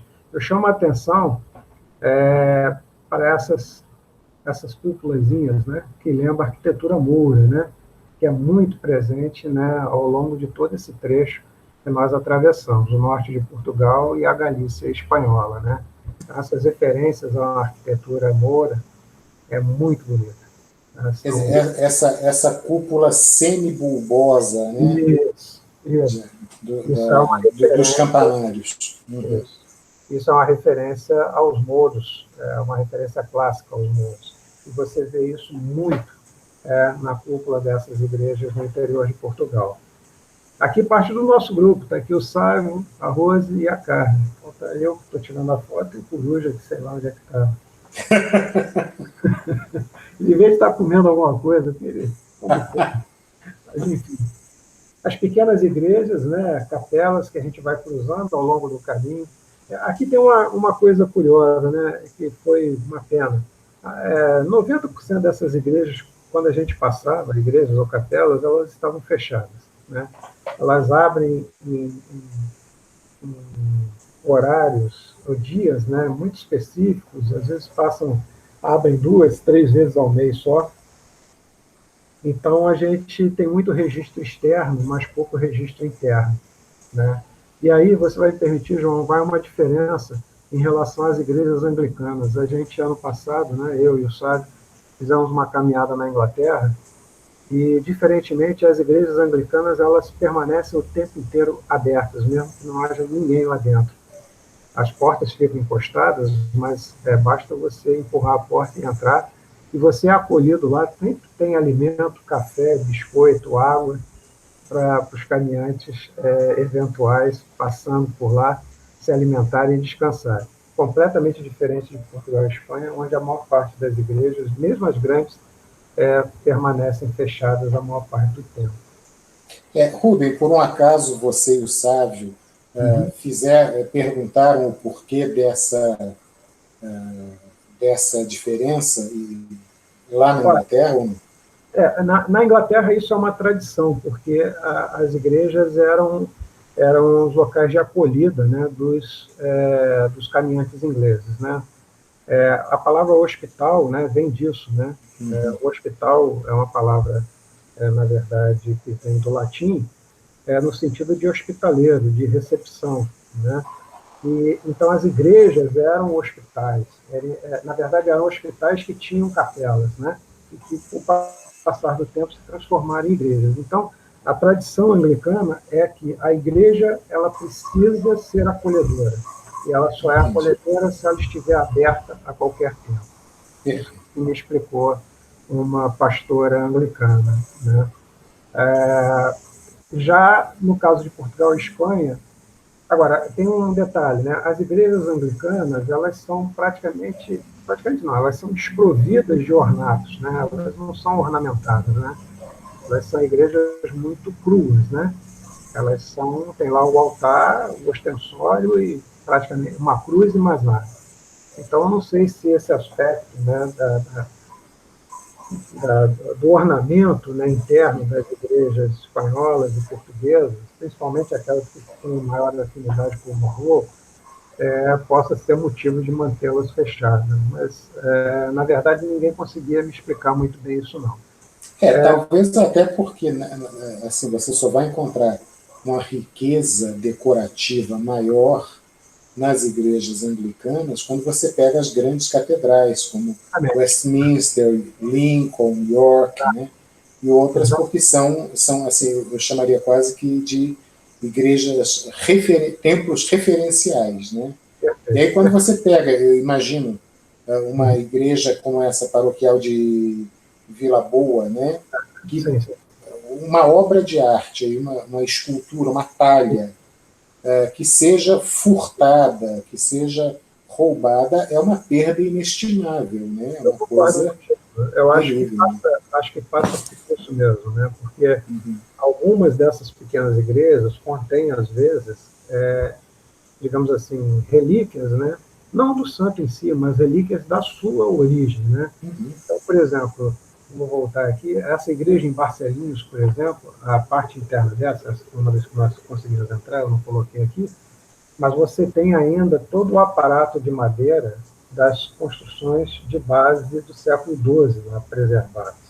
Então você realmente tem que ter manutenção para isso e cuidado na preservação desse tipo de coisa. Então talvez possa passar realmente por isso. Seguindo em frente, igreja de Quintiães, né? Olha, repara só, de novo lá o topinho, né? Fazendo a referência aos muros, né? Os azulejos. Então, esse é um padrão muito repetitivo. E aqui é interessante, isso aqui foi um local onde nós nos alojamos, Casa dos Assentos, que é uma construção que é referenciada, Casa dos Assentos é dos assentamentos, né? Era como se fosse Sim. uma prefeitura, né? Digamos assim. E isso aí, rapaz, foi feita uma escavação nesse local e foram encontradas pias batismais associadas ao período romano, né? Nossa! É impressionante.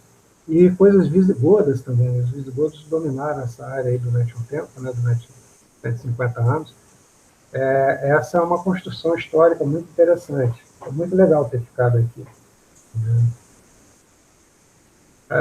Seguindo, né, capelinhas singelas, como a Capela da Pousada, Capela de São Martinho, de Balugães. Isso aqui é uma outra coisa que você vê o tempo inteiro, né, que são os cruzeiros. Né? Às vezes os cruzeiros não estão associados. Aqui é a mesma capela, tá? Essa capela aqui. Uhum. Os cruzeiros não estão associados necessariamente à presença de uma capela ou de uma igreja.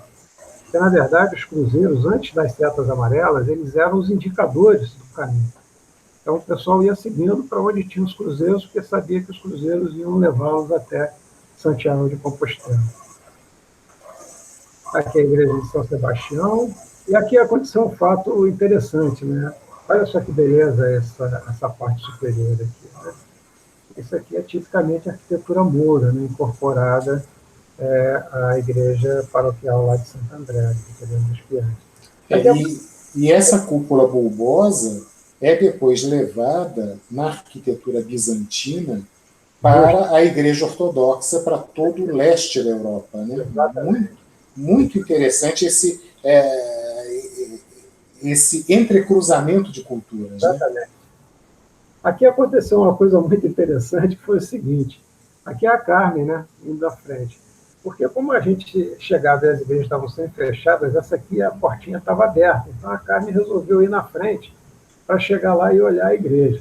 Quando ela chegou, você já pode reparar que a porta já estava fechada, mas aqui a lateral estava aberta. Aí ela foi lá pela lateral. Quando chegou lá, rapaz, estava tendo era um funeral.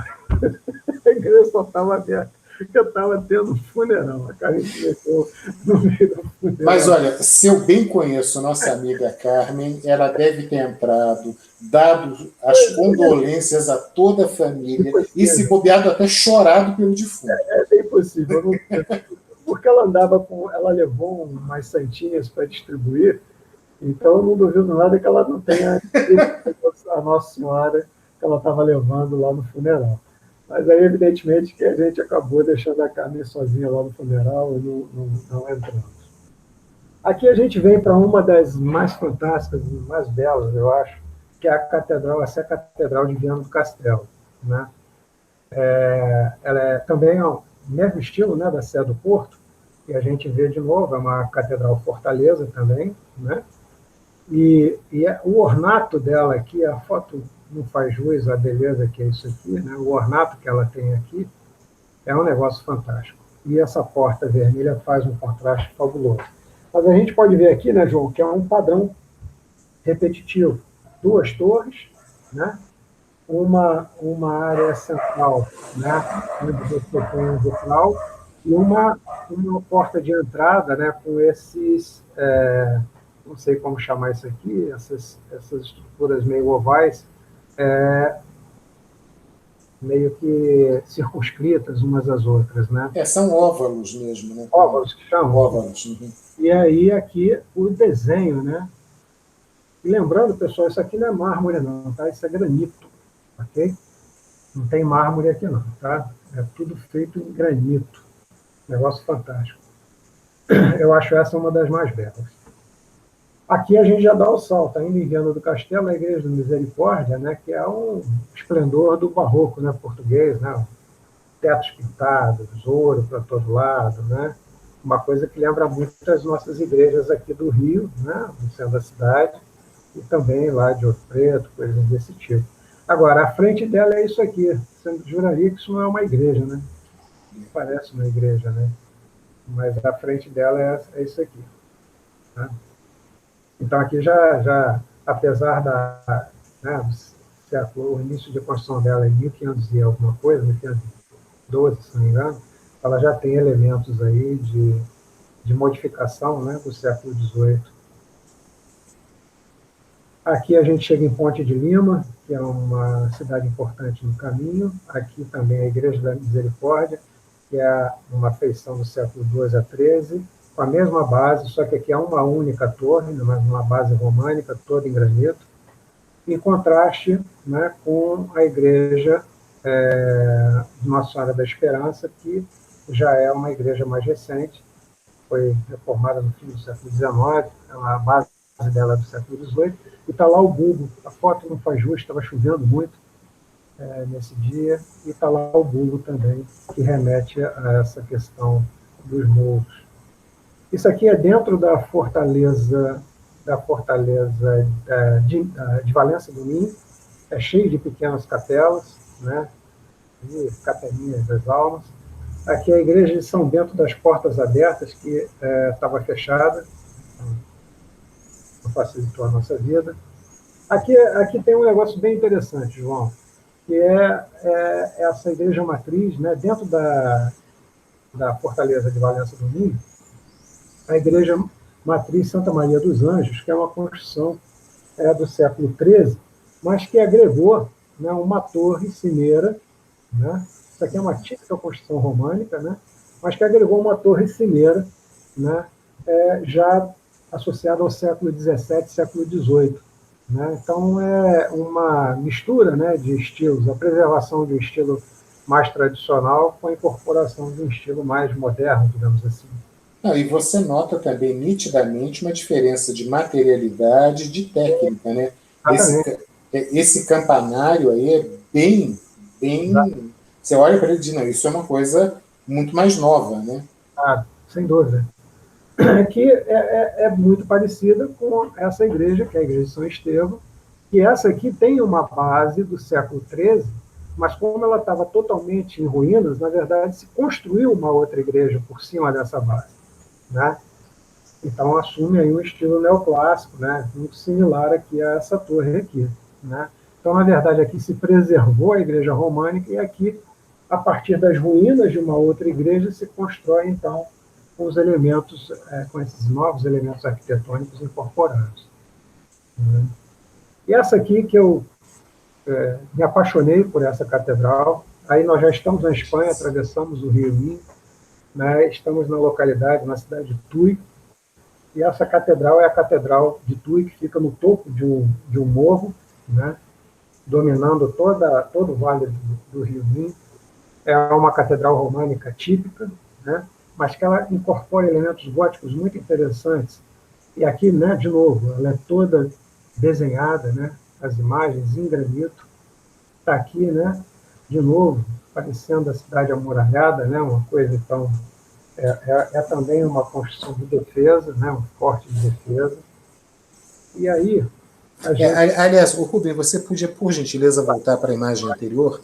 Isso é uma coisa que nós trabalhamos muito aí já nas aulas passadas de História 3, que é a questão do românico colocar um trabalho em pedra, um trabalho escultórico quase em pedra, mas nesse tom, né, nesse tom granítico ou acinzentado, em contraste com o cromatismo bizantino, né? Você vê, é uma igreja, vamos chamar assim, de sombria, né? Uma igreja mais de coloração fechada, no entanto, ricamente trabalhada, como várias daquelas que você já mostrou anteriormente, e que também tem nessa portada dela um arco ogival, que é um prenúncio já do que virá no gótico. Exatamente, João. Essa catedral, ela mostra muito bem... Aliás, acho que se eu continuar assim, dá até para dar aula de arquitetura, né? Então, a gente, com o tempo, aprende a enganar direitinho. Essa catedral é exatamente isso que você está falando, João, porque ela transiciona do estilo românico para o estilo gótico, né? Se a gente olhar aqui a próxima imagem, repara, olha os arcos botantes de estruturação, que é tipicamente gótico, e, curiosamente, não são colocados fora da igreja, porque não havia espaço, ela está no cunho. Então, o cara, para segurar a catedral, ele joga a estrutura para dentro da própria catedral. Isso aqui já é um gótico clássico, um negócio fantástico. Isso aqui é... Eu me apaixonei por essa catedral, de verdade. Eu achei algo assim incrível, né? Ela foi muito impactante para mim, particularmente, né? Então você vê, né, essa estrutura, que é uma estrutura que devia estar lá do lado de fora, mas não havia solução de engenharia para ela estar do lado de fora. Então o cara traz isso para dentro e gera aqui um arco de contenção nos pilares para dar sustentação à grandiosidade da catedral. Faz uma amarração, quase que um grampeamento interno. Exatamente. Da coisa. Eu confesso que eu nunca tinha visto nada parecido para igrejas. Eu também não me recordo de ter visto nada assim. Fantástico, isso fantástico. Muito incrível. Está ela aí no detalhe. Olha a porta, João. A porta trabalhada em madeira, né? É um negócio de louco, cara, isso aqui, né? Isso aqui é o portal de entrada, né, da catedral. Normalmente são os apóstolos. Os apóstolos seria a mesma coisa também? A mesma coisa, sim. São os apóstolos. Está aqui a Nossa Senhora, né? Jesus Cristo no colo, né? E uma pequena imagem de Nossa Senhora aqui também. Aqui são os papas, tá? Perfeito. Jesus, mas aqui tem os papas também representados, as casas papais, coisas desse tipo. Essa é uma outra igreja próxima a ser a Catedral de Tui, que é o conventual de Santo Domingo, né, que também remete a uma história românica, né, mas como na verdade ela foi criada para ser um convento, né, ela é um pouco mais sóbria, eu diria, né? Ela é dos dominicanos, não é isso? Dominicanos, exatamente. Os dominicanos e os beneditinos, né, foram muito dominantes nessa área, tá? Praticamente foram as duas ordens que controlaram essas igrejas ao longo do caminho português. Aqui outros exemplos. a Capelinha da Virgem do Caminho, né? Essa aqui é a de São Bartolomeu de Rebordães, que é uma igreja muito interessante também, porque ela está erguida, né? A base é uma necrópole romana, né? Então tinha um cemitério romano, em cima desse cemitério se ergueu essa igreja. Essa construção aqui é século XII, né? O granito é terrível, né? O granito é para sempre, né? Ou você derruba na marra, ou ele vai ficar ali para sempre. E aqui nós chegamos em Redondela, aqui está o convento de Vila Védia, né? A igreja, isso aqui é em Redondela, isso aqui é Redondela, isso aqui já é Porrinho, né? Que é a igreja do Santíssimo Cristo de la Agonia, né? Que é a praça principal de Porrinho, e aqui a igreja de Santa Baia, que é a Santa Eulália em castelhano, que é na localidade de Mós. Né? Essa aqui eu fotografei e coloquei porque Eulália era o nome da minha avó, então me trouxe aí boas recordações. Aí. Mas você vê que o padrão vai sendo repetitivo, sim, né? Basicamente construções ali já saindo já do gótico, indo para o neoclássico. Aqui é muito interessante a igreja de Santiago de Redondela, e ela não difere tanto das demais, né, um gótico tardio, mas ela tem aqui a figura do Santiago Mata-Mouros. Aquela coisa do guerreiro Santiago, né? Essa é a representação do Santiago a cavalo. Há uma lenda, né, que diz que numa das batalhas contra os mouros, né, Santiago teria aparecido para ajudar as tropas espanholas a expulsar os mouros. E daí vem essa terminologia do Santiago Mata-Mouros, e ele foi tão importante nessa batalha que ele foi incorporado como como é que chama? O protetor do exército espanhol e português. Isso permanece até os dias de hoje, acredite. Santiago simboliza a proteção desses dois exércitos, tanto em Portugal quanto em Espanha, através dessa figura do Santiago Mata-Mouros. Você sabe que nós temos uma analogia aqui no Brasil dessa situação com Santo Antônio, né? Que na invasão francesa, né, numa das invasões francesas que nós tivemos aqui no Brasil, pediram a intervenção, a intercessão de Santo Antônio. E como os franceses foram expulsos, foram repelidos, Santo Antônio foi promovido a capitão do exército brasileiro. No convento de Santo Antônio, na Bahia, existe uma espada de capitão do exército. E o convento recebia o soldo referente à paga de um capitão, mensalmente ali. Só que teve um probleminha, né? Depois de 300 anos, acharam que era justo que ele fosse promovido. Então, Santo Antônio, agora em 2000, no final dos anos 90, foi promovido a major. Foi o interstício mais longo do exército brasileiro. Embora ele não tenha o status de protetor do exército, tem toda essa simbologia também. Legal, não sabia dessa história. Então, é o Santiago Mata-Mouros. Aqui a gente chega na Bela Ponte Vedra, aqui é o convento de Francisco, né? Assim, já na Espanha, nessa área, os franciscanos também se mostram presentes, tá? Teoricamente, esse templo, né, teria sido fundado pelo próprio São Francisco, que teria passado, né, por Ponte Vedra durante a sua caminhada em direção a Compostela. Tá? É uma igreja que data de 1360. Aqui é a parte interna dela. E uma outra construção muito interessante é a Igreja da Virgem do Caminho, que lembra muito as nossas igrejas ali de Ouro Preto. Né? É um barroco clássico, né? Exatamente, escancarado. E é muito Quando você olha aquela... Né, bem em cima dela, você vê as curvas e as contracurvas, as voltas e contravoltas. A igreja de São Francisco em Ouro Preto é muito parecida com exatamente, aquele o formato, né? Isso. Fantástico, fantástico. Né? Desculpe, essa é qual? é a igreja da Virgem Peregrina. A Virgem Peregrina. Tá? Que não é a Virgem do Caminho. A Virgem do Caminho é aquela outra anterior. Passou, é a Certo. Virgem Peregrina. Essa aqui, a história dela é interessante pelo seguinte, primeiro porque essa foi a única igreja, digamos assim, barroca que eu vi na Espanha. Né? Se você olhar, tudo que está passando da Espanha é em granito, né? Não que isso aqui não seja, isso aqui também é granito, sim, mas não tem essa cantaria mais trabalhada, não tem cor, né? É sempre sóbrio, né? Como você usou a palavra ainda há pouco. Essa não, essa destoa completamente, e ela, quando você olha de cima, ela faz menção ao formato de uma concha vieira. Quando você olha,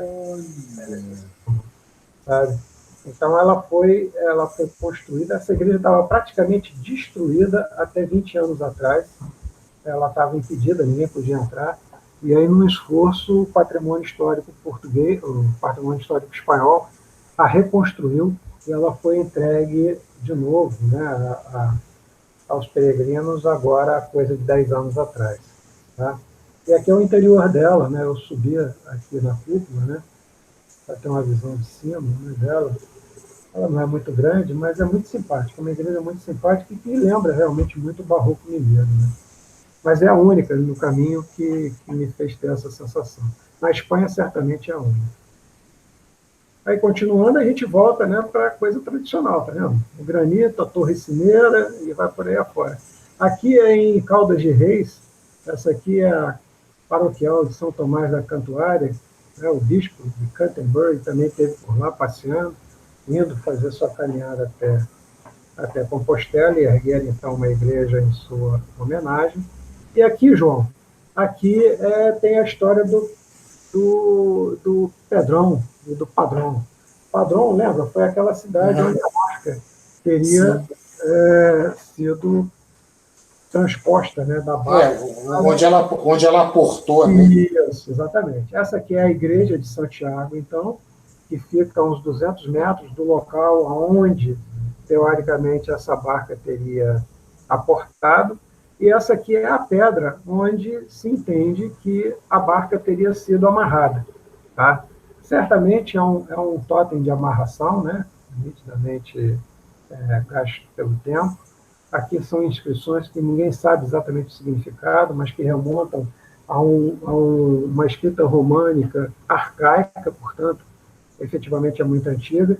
E essa pedra, existem outros marcos de amarração, de atracação, da onde essa saiu.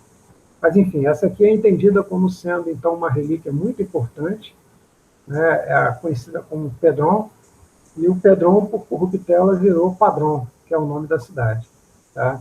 Então, essa igreja aqui é a igreja de Santiago de Padrón, né, da cidade de Padrón, onde, então, o marco de atracação da barca estaria guardado. Isso aqui fica atrás do altar. Tá? Essa igreja aqui, que é uma igreja muito incrível, que é Santa Maria de Iria Flávia. Iria Flávia era o nome romano, né, de toda essa região, inclusive da região de Padrón. Essa igreja aqui remonta, né, a uma arquitetura muito bem preservada românica, tá certo? Mas não em estilo de fortaleza. Ela já vai, né, para o final do românico, entrando no gótico. Isso aqui é outra coisa extremamente comum, né, os cemitérios agregados às áreas da igreja. Tá? E, no caso aqui específico da entrada dessa igreja, que estava fechada e, obviamente, nós não pudemos ver o que tem dentro, todas essas placas são túmulos, tá? São túmulos que remontam, acredite, a tempos romanos. Tá? Então, estamos falando aí de coisas de mais de 2.000 anos. Tá? A igreja de escravitude, que tem uma história de milagres acontecidos nessa área, né? A igreja de Santa Maria de Cruzes, que tem, sei lá, centenas de cruzes, né, ao longo de todo o perímetro da igreja. A Capela de São Martinho e o Cruzeiro dos Francos. Essa Capela de São Martinho aqui tem uma história meio triste, porque era, né, diz a história, que era onde se enterravam todas as crianças não batizadas, né, e onde se fazia, então, o velório dessas crianças não batizadas nessa região. Aqui nós já estamos nos aproximando de Compostela. O Rubem, desculpe, ficou só uma dúvida minha. A referência que eu tenho aí a São Martinho seria Saint-Martin de Tours, né? São Martinho de Tours. E aí, quando eu vejo o Cruzeiro dos Francos, quer dizer, eu posso imaginar que seria talvez um caminho que, em algum momento, Saint-Martin de Tours tenha percorrido, seria isso? Muito provavelmente, João. Eu não ia responder isso, mas basicamente essa é a informação que se tem. Tá? Perfeito. E é interessante lembrar que São Martinho, até hoje, dentro da tradição católica, é considerado como também dos protetores das crianças desvalidas. Né? Tanto é que aí no Rio de Janeiro tem a Fundação São Martinho, né? de apoio social a essas crianças em vulnerabilidade social. A história é exatamente essa, João. Eu não ia me alongar, porque, enfim, mas você tocou corretamente no ponto. Esse Cruzeiro dos Francos, né, ele é muito importante, porque ele sinalizava para o peregrino que ele estava entrando na área do Campo Estelar, né, no Campo das Estrelas. Tá? Então, ele estava se aproximando de Compostela. Tá? Opa, desculpa. E aí você chega em Compostela. Tá? Aqui a catedral, esse frontal é o chamado Pórtico da Glória, né? Isso aqui é datado, né? Se não me engano, do século XII. Tá? Quando nós chegamos em 2016, ela estava assim, estava tendo início a reforma, né, do pórtico. Tá? Aqui a gente já podia ver o contraste, né, que o tempo tinha imposto, né, a perda de qualidade, né, das cores, da riqueza dos detalhes. Né? Em 2018, o pórtico já estava quase todo livre, mas ainda tinha essas áreas que ainda estavam sendo trabalhadas, né? E a parte interna dela ia começar a ser recuperada. Né? E em 2019, então, a gente já tem ela 100% recuperada, o Pórtico da Glória. Né? Isso aqui é uma riqueza absurda em termos de cantaria, né? De trabalho de cantaria. Né? E agora a igreja está passando, ela estava fechada, inclusive, a própria missa dos peregrinos não acontecia mais aí durante esse ano. Ela vai ser reaberta agora no dia de Natal, né, com uma missa onde a parte interna, então, também recuperada, vai ser entregue de volta à comunidade. Então, esse aqui é o olhar dela de 2019, já plenamente recuperada. Essa é a Catedral de Santiago.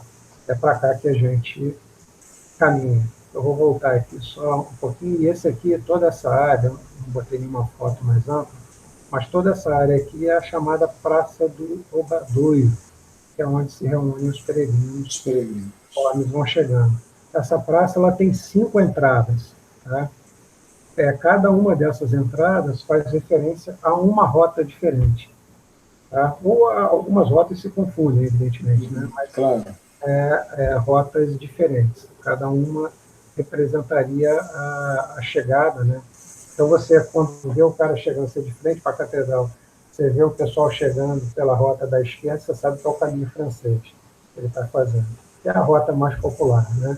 Se você olha para a direita, você sabe que são os caminhos portugueses ou o caminho inglês, e assim por diante. É muito interessante isso também. Né? E aí o esplendor, né? Um fim de tarde belíssimo, né? Da Catedral de Santiago. É isso, irmão. Nossa, Rubem, assim, o que eu posso dizer minimamente... Compartilhado, João? Desculpa.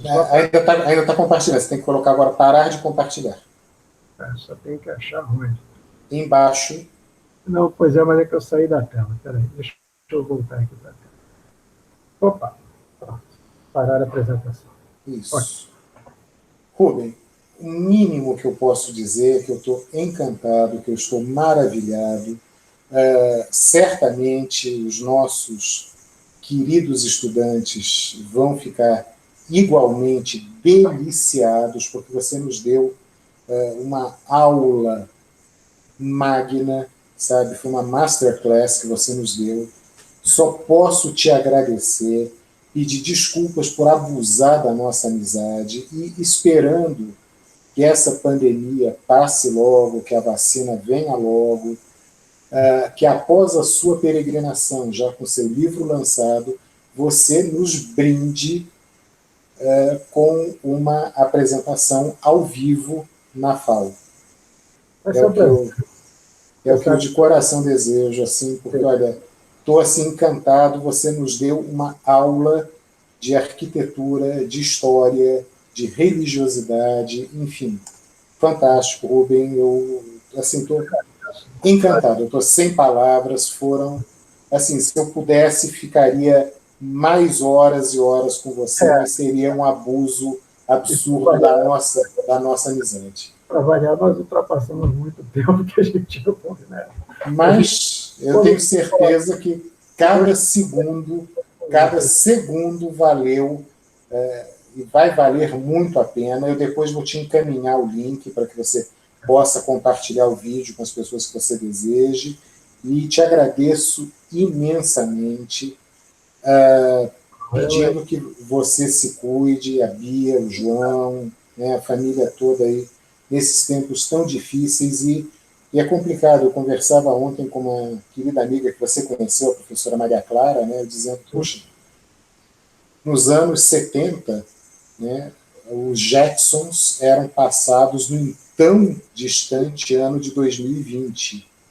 E hoje nós temos que viver explicando que a Terra não é plana, que vacina não faz ninguém virar jacaré, que é necessário usar máscara, que o distanciamento social é uma imposição de saúde e que vacinar-se é parte de um pacto de vida em sociedade. Exatamente. Realmente, para quem estava esperando o teletransporte, a única coisa que nós incorporamos dos Jetsons foi o homework, o home office, que nós estamos fazendo. É verdade. Mas olha, Rubem, como estamos perto do Natal, eu queria aproveitar, desejar a você, a sua família, aquelas pessoas que te são queridas, um Natal muito feliz, um ano de 2020 2021, desculpe, que nos traga alegrias, que nos traga bons momentos e, sobretudo, que nós possamos matar a saudade de um abraço, de um chope, de uma celebração, do abraço e do beijo presencial, Rubinho. De coração, são os meus votos a você, a Bia, ao João, todos aqueles que são queridos. Eu te agradeço a oportunidade, por vários motivos. Primeiro, porque eu acho que o motivo que nos levou, né, tem muito a ver com o que a gente está passando agora, o motivo que nos levou a fazer o caminho tem muito a ver com o que a gente passa agora, a necessidade de nós sermos mais condescendentes, mais fraternos, mais amigos, mais presentes e mais atentos, né?